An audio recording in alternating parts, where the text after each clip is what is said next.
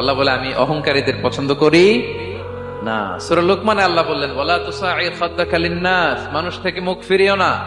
ওয়ালা তামশি ফিল আরদা মারাহা, জমিনে অহংকার ভরে হেঁটো না। ইন্নাল্লাহা লা ইউহিব্বু কুল্লা মুখতালিন ফখুর, আল্লাহ তাআলা অহংকারীদেরকে, দাম্ভিকদেরকে পছন্দ করেন না।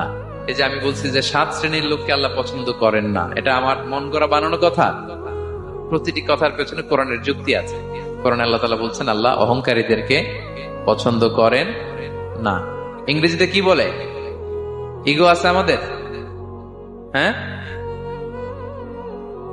ইগো, এটারে ছেড়ে ফেলতে হবে, অহংকার করা যাবে না। আমার প্রিয় ভাইয়েরা, একটু মনোযোগী হন। এই আয়াতের তাফসীরটা একটু সংক্ষেপে বুঝিয়ে দেই। আল্লাহ তাআলা বলছেন ইন্নাল্লাহা লা ইউহিব্বু কুল্লা মুখতালিন ফখুর, আল্লাহ কোন মুখতাল আর ফাখুরকে পছন্দ করেন না। মুখতাল আর ফাখুর মানে কি? মুখতাল মানে যে অহংকার করে মনে মনে। কিছু লোক আছে ভিতরে ভিতরে নিজের বড় মনে করে, বাইরে বলে না বা বলার সাহস পায় না, কিন্তু ভিতরে ভিতরে ভাবে আমি কোন হনুরে, কি বলে আমি কোন, আমি তো বড়, আরে আমার চেয়ে বড় বেশি জানে নাকি কেউ, আমার চেয়ে কিছু পারে নাকি, আমি তো, কিন্তু এটা মুখ দিয়ে বলে না, ভিতরে ভিতরে আছে না নাই? এদেরকে আরবিতে বলে মুখতাল। কি বলে? মুখতাল।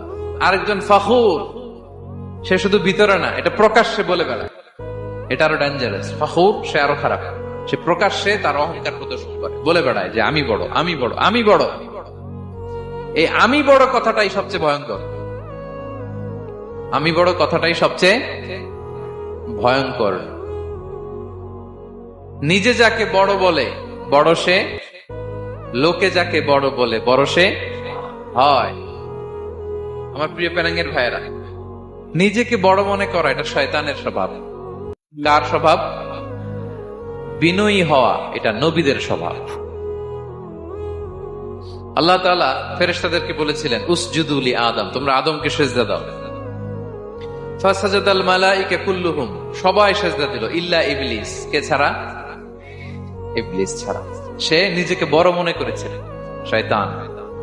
কিভাবে? সে লজিক খাটাইলো আল্লাহর সাথে। সে লজিক দিয়ে আল্লাহর বলে আল্লাহ ক্বালা আনা খায়রুম মিনহু, আল্লাহ আমি কেন সিজদা দেব, আমি তো আদমের চেয়ে শ্রেষ্ঠ, আমি বড়। আল্লাহ বলতেছে তুমি বড়, কেমনে বড়? শয়তান বলে খালাকতানি মিন নার, আপনি আমারে বানাইছেন কি দিয়ে? আগুন দিয়ে। ওয়া খালাকতাহু মিন তিন, আর আদমকে বানিয়েছেন মাটি দিয়ে। কি দিয়ে? মাটি দিয়ে। আগুনের ধর্ম দাউ দাউ করে উপরের দিকে কি করে? ওঠে, আর মাটি ঢিলা রেখে দিলে নিচে পড়ে যায়। তো সে যুক্তি দিয়ে বলতেছে আল্লাহ ঊর্ধ্বগামী কোন জিনিস তো নিম্নগামী কোন জিনিসের কাছে মাথা নোয়াতে পারে? যুক্তি, মনে রাখবেন, যুক্তি সব জায়গায় খাটে। আপনার অফিসের যে বস, মালয়েশিয়ান ভাষায় বস রে কি বলেন আপনারা? ওকে, তোকে। আপনার তোকে সামনে যে আপনি লজিক খাটাইলে হবে? বস যেটা বলে ওইটাই ফাইনাল। তো আল্লাহ তাআলা আদেশ করেছিলেন সেজদা করার, সে সেজদা করলেই ভালো করতো, কিন্তু সে যুক্তি দিল আল্লাহ আমি শ্রেষ্ঠ, তাকে বানাইছেন মাটি দিয়ে, আমারে বানাইছেন আগুন দিয়ে, আমি কেন মাথা নত, আমি বড়। আমি বড় বলার সাথে সাথে দৃশ্যপট পাল্টাই গেল। আল্লাহ বলে বের হ, ফখরুজ, বের হ, তুমি অভিশপ্ত, তুমি লানত প্রাপ্ত, তোমার স্থান হবে জাহান্নাম। তুমি নিজেকে বড় মনে করেছ, তাইলে বড় মনে করা এটা শয়তানের স্বভাব। কার স্বভাব? তা আমরা নিজেকে বড় মনে করব কখনো? আরো জোরে বলেন, করব? বিষ্ণু ঈসা ইসলাম নিজে নিজে ছোট থাকতে চাইতেন। তিনি দোয়ায় বলতেন আল্লাহুম্মা জাআলনি ফি আইনি সাগীরা ওয়া ফি আ'ইউনিন নাসি কাবীরা, আল্লাহ আমার চোখে আপনি আমারে ছোট বানান, আল্লাহ মানুষের চোখে আপনি আমারে বড় বানান। বিশ্বনবী নিজের চোখে নিজে ছোট থাকতেন, কিন্তু গোটা বিশ্বের মানুষের চোখে বড় হয়েছেন না? কত বড়! রাফা'না লাকা যিকরাক, আল্লাহ বলে আমি যেখানে অতটুক পর্যন্ত উঠাইছি আপনারে। কোন নবীর নিচে উপরে?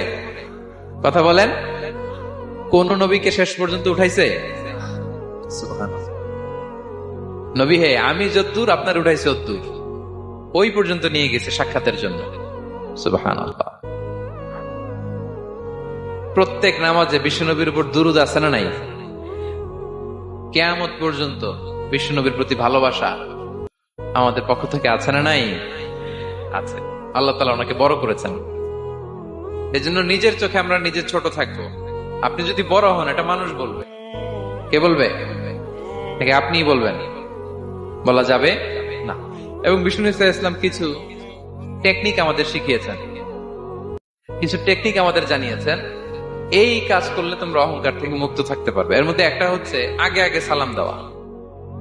তিনি বলেন, আল বাদিউ বিসসালামি বারিউম মিনাল কিবর, যে আগে আগে সালাম দেয় তার হৃদয় থেকে আল্লাহ অহংকার তুলে নেয়।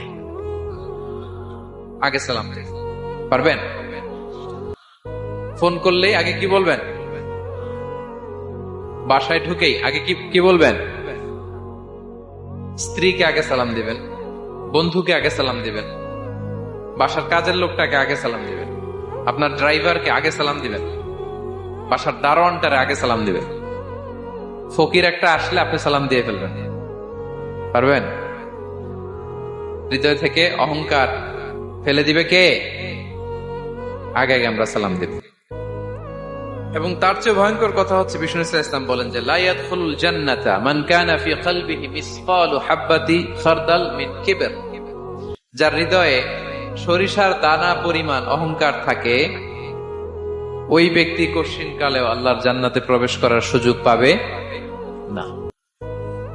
কঠিন কালেও পাবে না। এর কারণ অহংকার আল্লাহর চাদর। অহংকার কার চাদর? আল কিবরিয়া রিদাই ওয়াল আযামাতু ইজারি। আল্লাহ বলে অহংকার আমার চাদর, বড়ত্ব আমার লুঙ্গি।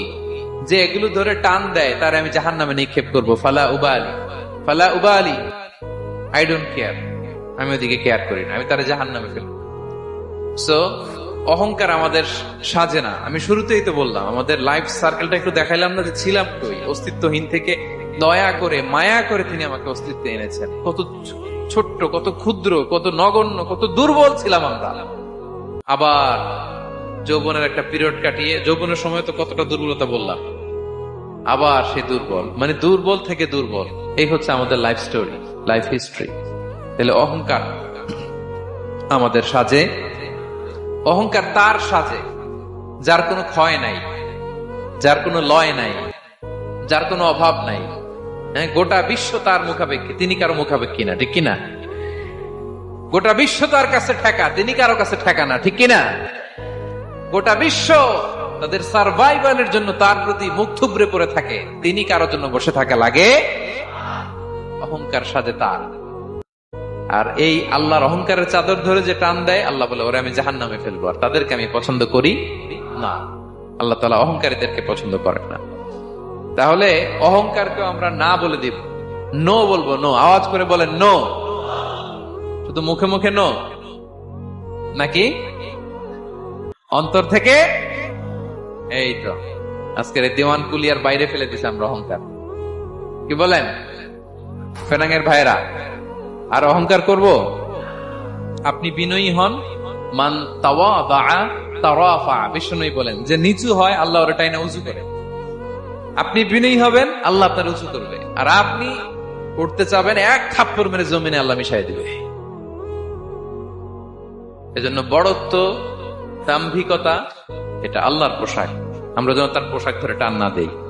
এই পয়েন্টটা কি সবার কাছে ক্লিয়ার? আচ্ছা, কয়টা গেল? এক নম্বরে কি ছিল?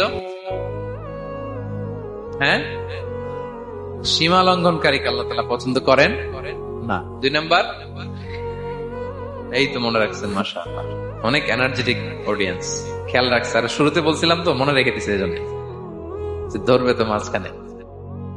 আচ্ছা, জালিমকে আল্লাহ পছন্দ করেন না। এইমাত্র যেটা বললাম 3 নাম্বার, অহংকারী ব্যক্তিকে আল্লাহ পছন্দ করেন না। 4 নাম্বার হচ্ছে অপচয়কারী বা অপব্যয়কারী। অপচয়কারী বা অপব্যয়কারী, এই শ্রেণীর ব্যক্তিকে আল্লাহ তাআলা পছন্দ করেন। আল্লাহ বলেন কুলু ওয়াশরাবু ওয়ালা তুসরিফু, তোমরা খাও পান করো, কিন্তু ওয়ালা তুসরিফু, তোমরা অপব্যয় করো না। ইন্নাহু লা ইউহিব্বুল মুসরিফিন, আল্লাহ তাআলা অপব্যয়কারীকে পছন্দ করেন না। অপচয়, প্রয়োজন নাই তারপরও খরচ, অপ্রয়োজনীয় খরচ, এটা আল্লাহ পছন্দ করেন না। ইভেন কি দানের ক্ষেত্রেও আপনি যে দান করবেন, এখানেও ভারসাম্যপূর্ণ দানের কথা বলা হয়েছে। আল্লাহ বলছেন ওয়াল্লাযীনা ইযা আনফাকু লাম ইউসরিফু ওয়া লাম ইয়াকতুরু ওয়া কানা বাইনা যালিকা কাওয়ামা। যারা দান করে, দানের ক্ষেত্রে কৃপণতাও করে না, আবার সব দিয়ে দেন। যেমন আপনার ছেলের স্কুলের বেতন দিতে হবে, ফ্যামিলির খরচ আছে, এটা আছে সেটা আছে, কিন্তু আপনি বেতনে সব দিয়ে দিলেন একজনকে, তো আপনি চলবেন কেমনে? দেয়া যাবে না, ভারসাম্যপূর্ণ হয় নাই। ভারসাম্যপূর্ণ হইতে হবে। তাহলে অপচয়টা আল্লাহ তাআলা পছন্দ করেন না। বিষ্ণু সাল্লাল্লাহু আলাইহি ওয়াসাল্লাম বলেছেন কুলু ওয়াশরাবু, খাও পান করো, ওয়া তাসাদ্দাকু, দান করো, ওয়ালবাসু, যা মনে চায় পরিধান করো। ভালো পোশাক পরিধান করে আপনি আল্লাহর শুকর করবেন, কোনো অসুবিধা নেই, কিন্তু শর্ত হচ্ছে মা লাম ইউখালিতুহু ইসরাফ, এটার মধ্যে কোন ধরনের অপচয় অপব্যয় থাকতে পারবে, আও মাখিলা, অথবা বড়ত্ব থাকতে পারবে না। তাহলে 4 নম্বরে আমরা জানলাম যে অপচয়কারীকে আল্লাহ তাআলা পছন্দ করেন। শুধু এখানেই শেষ না, আল্লাহ তাআলা অপচয়কারীকে শয়তানের ভাইয়ের সাথে তুলনা করেছেন। কার ভাই? আল্লাহ বলেন ওয়ালা তুবাযযির তাবযীরা, তোমরা অপচয় করো না, কারণ ইন্নাল মুবাযযিরিনা কানু ইখওয়ানা শায়াতিন। অপচয়কারী কার ভাই? ওয়া কানা শাইতানু লিরাব্বিহি কাফুরা, শয়তান তার প্রভুর ব্যাপারে অকৃতজ্ঞ। তাহলে আমরা জানলাম অপচয়কারী কার ভাই। আচ্ছা বলেন তো, বুঝে শুনে উত্তর দিন, যিনি শয়তানের ভাই উনি নিজেও একটা কি? বলে ফেলছেন আপনারাই, আমি আর কি বলবো। যারা আল্লাহ শয়তানের ভাই বানাইছে ও নিজেও একটা কি? তাহলে এটা যেন আমরা না করি। আমরা যেন পরিমিতি বোধ যেন আমাদের ব্যয়ের ভেতরে থাকে। এই আয়াতগুলোতে আমরা 2টা শব্দ পাই, একটা ইসরাফ আর একটা তাবযীর। ইন্নাল্লাহা লা ইউহিব্বুল মুসরিফিন, আর এক জায়গায় ওয়ালা তুবাযযির তাবযীরা। দুটোই হারাম পেনাঙ্গের ভাইয়েরা। পার্থক্যটা কি? পার্থক্য হচ্ছে ইসরাফ মানে হচ্ছে বৈধ বা হালাল কোন ক্ষেত্রে প্রয়োজনাতিরিক্ত ব্যয় করা। হালাল কিন্তু আপনি অতিরিক্ত খরচ করছেন। বাসায় আম লাগবে 2 কেজি, কয় কেজি? 2 কেজি হলে সুন্দর খাওয়া যায়। নিয়ে আসছেন 10 কেজি, কয় কেজি? 3 দিন পরে এগুলো পচে টচে নষ্ট হয়েছে, অপচয় হয়েছে না? কিন্তু আম কিনা হালাল না হারাম? আম খাওয়া হালাল না হারাম? তাহলে এই যে হালাল জিনিসে প্রয়োজনাতিরিক্ত যে খরচ করছেন এটাকে বলে ইসরাফ, এটা নিষেধ। আরেকটা আল্লাহ যেটা আরো ভয়ঙ্কর, শয়তানের ভাই বানাইছে আল্লাহ যে কারণে, ওটার বলে তাবযীর। ওটা কি? তাবযীর হচ্ছে অবৈধ বা হারাম কোন ক্ষেত্রে প্রয়োজনাতিরিক্ত ব্যয় করা। এমনি কাজটা হারাম। এমনি কাজটা কি বলেন তো? মদ খাওয়া কি? এখন ট্রাক ভর্তি করে মদ নিয়ে আসছেন। নাচানাচির অনুষ্ঠানে ফান্ডিং করা কি? অশ্লীলতা, নৃত্য প্রদর্শনের একটা প্রোগ্রাম হবে নারীদের, এটাতে ফান্ডিং করাটা কি? হারাম। এখানে আপনি হাত খুলে দান করছেন, এটারে বলে তাবযীর। তাহলে ইসরাফও হারাম, তাবযীরও হারাম। দুইটার মধ্যে বেশি হারাম হচ্ছে তাবযীর, যে তাবযীরের কারণে আল্লাহ তাআলা তাকে শয়তানের ভাই বলেছেন। তাহলে অপচয়ের সাথে আমাদের কোনো সম্পর্ক, আমরা একটু গলা ফাটিয়ে অপচয়কে নো বলে দিব। আওয়াজ করে বলেন নো। আজকে থেকে আর কোনো অপচয় নাই, আজকে থেকে অপচয় নাই। বিষ্ণুনবী সাল্লাল্লাহু আলাইহি ওয়াসাল্লাম একবার আম্মাজান আয়েশা রাদিয়াল্লাহু তাআলা আনহার ঘরে ঢুকলেন। ফাওয়াজাদা কিসরাতা খুবজিন মুলকাতিন আলাল আরদ। আম্মাজান আয়েশার ঘরে ঢুকেই দেখলেন এক টুকরো রুটি মাটিতে পড়ে আছে। কোথায় পড়ে আছে? ফাগাদিবান নবী সাল্লাল্লাহু আলাইহি ওয়াসাল্লাম রেগে গেলেন, তিনি রাগান্বিত হলেন, প্রচন্ড রেগে গেলেন। রেগে আম্মাজান আয়েশাকে বললেন, আয়েশা, এই যে আল্লাহর রিজকে তুমি নষ্ট করছো, আল্লাহর রিজিকের মূল্যায়ন করতে শেখো আয়েশা। কোন ঘরে যদি আল্লাহর রিজিক আসে আর ওই রিজিককে যদি মূল্যায়ন করা না হয়, তাহলে সেই রিজিক আর এই ঘরে আসে না। কারণ এই রুটিটা খেয়েই তো তুমি বেঁচেছিলা, ঠিক কিনা? আজকে আমরা যেই রুটিটা, যেই ভাতগুলো ফেলে দিয়ে ডাস্টবিনে, এতটুকু খাইলে আমার কাশ্মীরের ভাইরা বেঁচে যাবে, এতটুকু পাইলেই আমার ফিলিস্তিনের ভাইরা বেঁচে যায়, এতটুকু পেলেই ওই ডাস্টবিনে মারামারি করে যারা খাবার খোঁজে ওরা বেঁচে যায়, ঠিক কিনা? এজন্য বিষ্ণু সাল্লাল্লাহু আলাইহি ওয়াসাল্লাম রেগে গেলেন। বিষ্ণু সবসময় রাখতেন না, রেগে বললেন, আয়েশা, আল্লাহর নেয়ামতের কদর করো। তোমার ঘরে রিজিক আসলে ওটার যদি মর্যাদা না দাও, এই রিজিক তোমার ঘরে আর ঢুকবে না। নট নেসেসারি শুধু খাবারের ক্ষেত্রে, যে কোনো ক্ষেত্রে অপচয় যেন না হয়, অপচয় অপব্যয় যেন না হয়। আমরা অনেক সময় করে ফেলি, খেতে বসলে অনেক খাবার নিয়ে ফেলি, অর্ডার করতে গেলে দোকানে অনেক অর্ডার করে ফেলি, রেস্টুরেন্টে কিন্তু এই খাবারগুলো নষ্ট করা যাবে